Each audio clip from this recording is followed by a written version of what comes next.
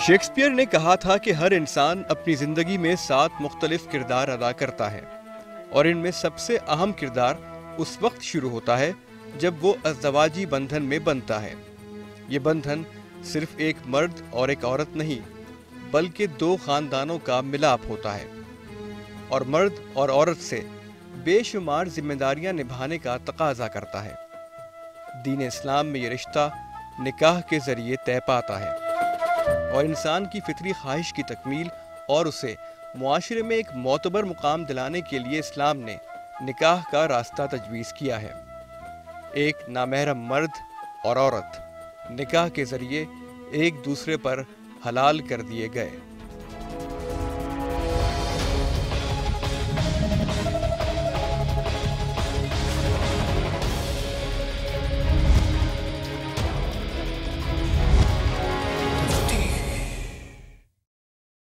निकाह के ज़रिए एक लड़का और लड़की या एक मर्द और औरत जो कुछ देर पहले एक दूसरे के लिए अजनबी होते हैं, हराम होते हैं, जब ईजाब व कबूल हो जाता है तो अल्लाह ताला के कानून के तहत वो एक दूसरे के लिए हलाल हो जाते हैं। अल्लाह ताला कुरान पाक में कहते हैं वमिन आयातिही अन खलक़कुम मिन अज़वाजन लितस्कुनू इलैहा, हमने तुम्हारे लिए एक निशानी ये पैदा की है कि मियाँ बीवी का जोड़ बनाया है ताकि तुम आपस में एक दूसरे से सुकून हासिल करो। इससे पहले मुख्तलिफ़ अदियान के अंदर जो है वो निकाह को नहीं राइज किया गया और उसमें निकाह को न करना इबादत समझा जाता है, जबकि इस्लाम जो है वो ये कहता है कि निकाह करना इबादत है और निकाह करके निस्फ़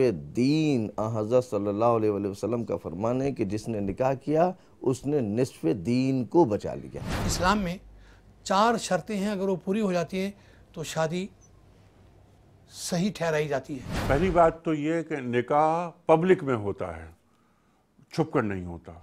बालिग मर्द अगर लड़का लड़की हो तो उनकी रजामंदी ज़रूरी है। लड़की की तरफ से कोई वली जिम्मेदार बने कि मैं इस लड़की को आपके निकाह में दे रहा हूँ। यहाँ से पता चला कि कोई लड़की अपने आप किसी लड़के को इंगेज कर ले और कह दे कि मैंने इससे शादी कर ली, इस नेवर कंसिडर्ड, काबिल कबूल नहीं है। निकाह के लिए 2 गवाहों का होना जिनके सामने इजाब व कबूल हो, ये शर्त है। और दोनों गवाह मर्द हों।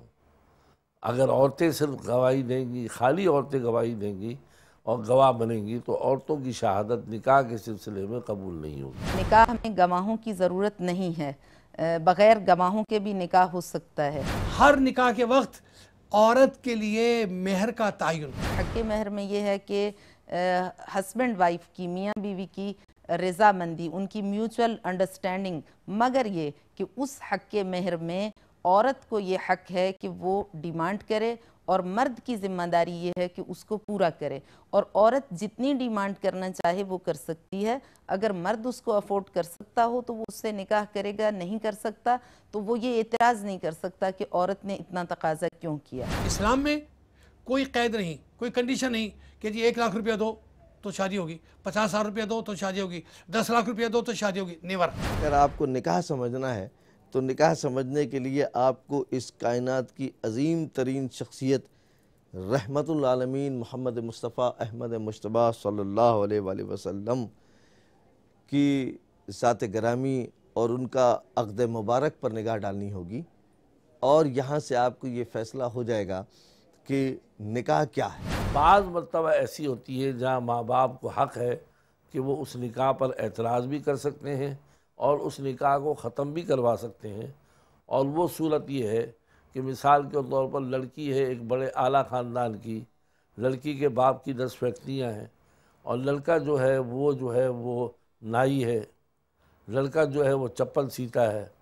उस सूरत में जब 2 ख़ानदानों में मुनासबत नहीं हो तो फिर माँ बाप को ये हक़ है कि वो एतराज़ करे और उस निकाह को वो ख़त्म भी करवा सकते हैं कोर्ट के ज़रिए भी और उनको मजबूर करके भी कि उन दोनों के अंदर बराबरी नहीं। हमारा मुस्लिम फैमिली लॉज ऑर्डिनेंस है 1961, उसमें निकाह को रजिस्टर कराना जो है वो लाजमी करार दिया गया تو اس میں یہ ہے کہ جس وقت شادی ہو کسی کی بھی تو اس کو نکاح کو رجسٹر اس یونین کاؤنسل میں کرانا ہے جہاں پہ لڑکی جو دلہن ہے اس کی رہائش ہے، اور اس میں قوائف دلہن کے بھی مکمل ہونے چاہیے، دلہا کے بھی مکمل ہونے چاہیے، اور پھر یہ ہے کہ دونوں نے قبول کر لیا اور کیا کہ طلاق کا حق تفویض کیا گیا خاتون کو یا نہیں، اور کوئی اس کا مہینے کا خرچ مقرر کیا گیا یا نہیں، اور حق مہر جو ہے وہ فوری دینے کے لیے لازمی ہے یا اس کو بعد میں بھی دیا جائے۔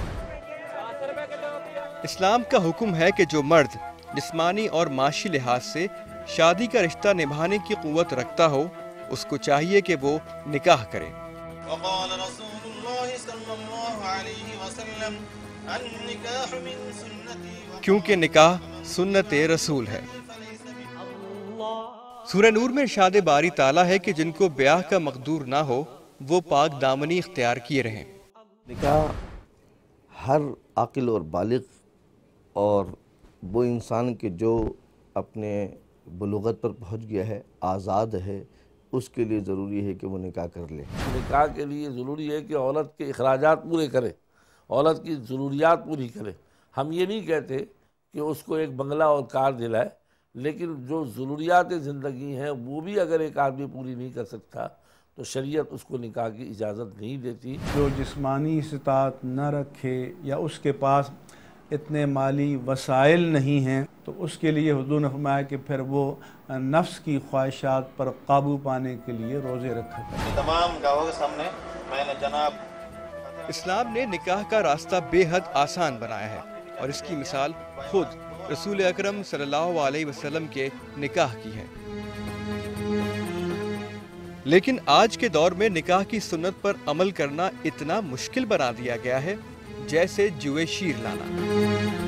نکاح سادگی سے ایجاب و قبول کا نام ہے، لیکن آج کے معاشرے میں شادی کی تقریب کو مایوں، مہندی اور دیگر رسموں سے مشروط کر کے جس طرح عام آدمی کے لیے ایک بار بنا دیا گیا ہے، دین اسلام میں اس کی گنجائش ہے نہ ضرورت۔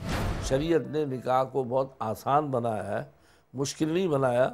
ہمارے معاشرے نے اس نکاح کو اتنا مشکل بنا دیا ہے کہ حضور صلی اللہ علیہ وسلم نے فرمایا ایک وقت ایسا آئے گا کہ بدکاری کرنا آسان ہوگا اور نکاح کرنا مشکل ہوگا۔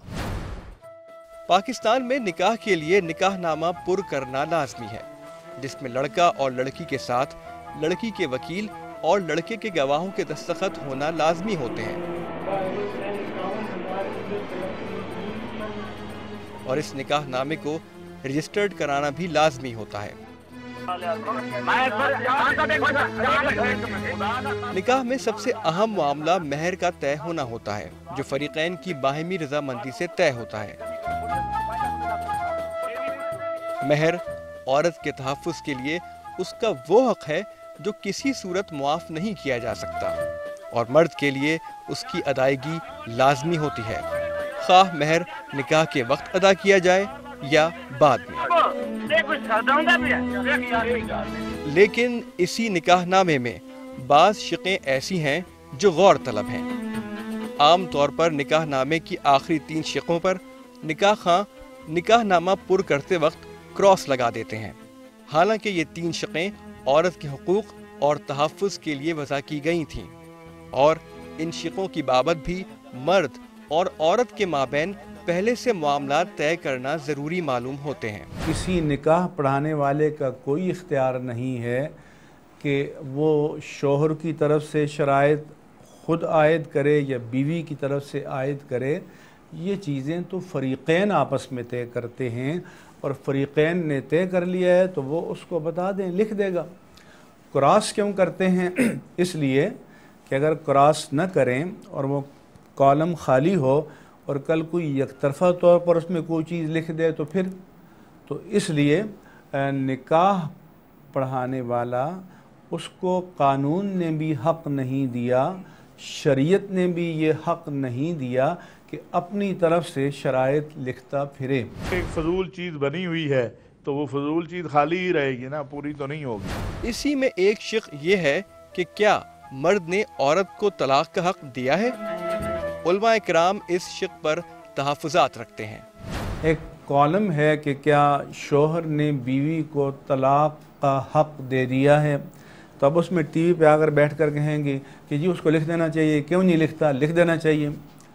तो मैं सवाल करता हूँ कि एक औरत जिससे आपका निकाह अभी नहीं हुआ, तो आपके पास तलाक का राइट है? तलाक का हक औरत को कभी नहीं मिल सकता। खुला, यहाँ पर तलाक का जो माने हैं निकाह नामे में जो मेंशन है वो है खुला।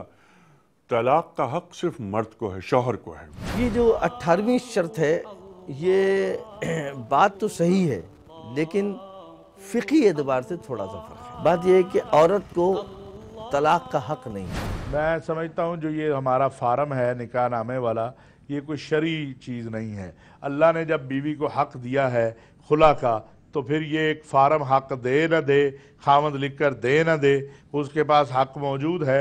अगर नौबत ये आ गई है तो वो अपने खामद से तलाक ले सकती है। सबसे पहली बात तो ये कि निकाह नामा जो बनाया है, ये अयूब खान ने अपना एक आइली कानून बनाया था, उसमें निकाह नामा बनाया जिसमें मर्द पर पाबंदी लगाई गई थी कि एक से ज़्यादा दूसरी शादी नहीं कर सकता। जो आइली कानून कहलाता है वो शरीयत के बिल्कुल ख़िलाफ़।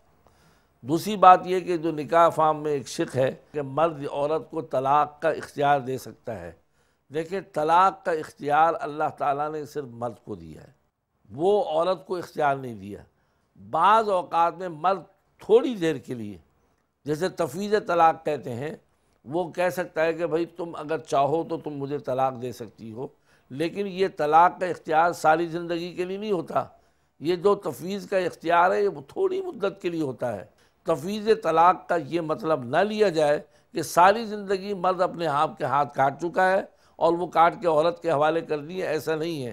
पाकिस्तान के लिहाज से आईली क़वानीन के मुताबिक निकाह का भरना, निकाह फार्म का भरना ज़रूरी है, इसलिए कि वो एक डॉक्यूमेंट्री सबूत होता है कि इस लड़के लड़की के दरमियान निकाह हो गया।